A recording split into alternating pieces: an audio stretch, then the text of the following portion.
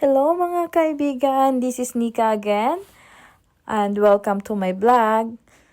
So ngayon ay pupunta ako sa CN Tower. At ngayong araw ay babalikan natin ang mga ganap noong aking kaarawan noong mga nakaraang linggo. So ngayon ay nandito ako sa downtown at papasok na ngayon ako sa loob ng CN Tower.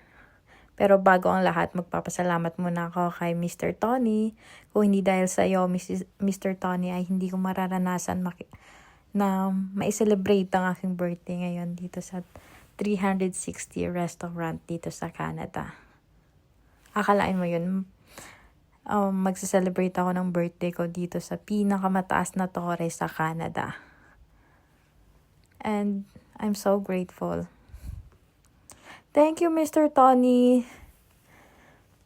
At ito na nga, at nandito na ako ngayon sa elevator. At nakikita nyo naman, makikita mo sa elevator yung aquarium. And ayan, tumataas na kami ng tumataas. Oh my God, medyo nahihilo na ako dyan. But anyways, ito pala ang pangalawang beses kong makaakyat dito sa CN Tower.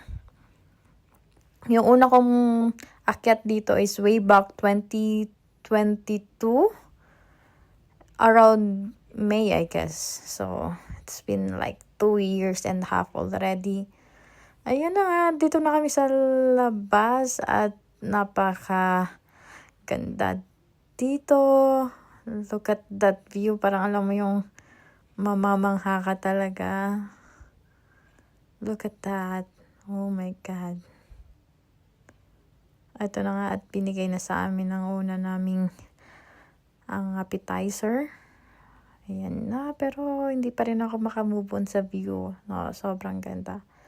At ayan na nga, umorder rin kami ng seafood tower like that, pero hindi naman siya tower thing. Anyways, ayan na nga.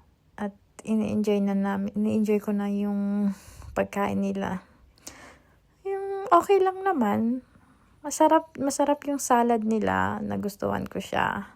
Yung seafood, hindi gaano kasi syempre, lumaki ako sa malapit sa dagat. So, maraming isda sa amin, maraming seafood. So, iba pa rin yung sarap ng fresh na seafood. Kaya pag umuwi talaga ako ng Pilipinas, talagang kakain ako ng maraming isda at maraming seafoods pa. So, yan na nga. Ninanamnam ko na yung view habang kumakain. Tapos, unti-unting umiikot kami. Hindi ko alam kung paano. Kasi nagre-revolve siya sa taas. Gumagalaw siya, paikot. 360. Kaya nga siya tinawag na 360 restaurant. So, yun na nga. So, ayan na nga at dumating na rin yung order naming steak at champagne at sinubukan ko na rin agad at kumain na kami. So, habang dumidilim ay lalong gumaganda yung view sa labas. At makikita mo na yung buong Toronto. Ayan na. At yung mga kasamahan din namin sa likod ng mga kumakain ay manghang-mangha rin sa view. After namin kumain ay bumaba agad kami sa ibabang floor lang ng restaurant para makapag-ikot-ikot. Dahil kasama yun sa access namin. So, pwede kaming bumaba at mag-ikot-ikot doon. So, dito makikita mo yung salamin. Medyo nakakatakot kasi pagka yumuko ka, makikita mo yung pinakababa. At ayan na nga, konti yung tao ngayon dahil weekdays. So, ayan na, umaura-aura na ako. Umaura-aura na ako dyan. Akala mo naman, kinaganda ko yun. Char lang. So, ayan na, tingnan nyo.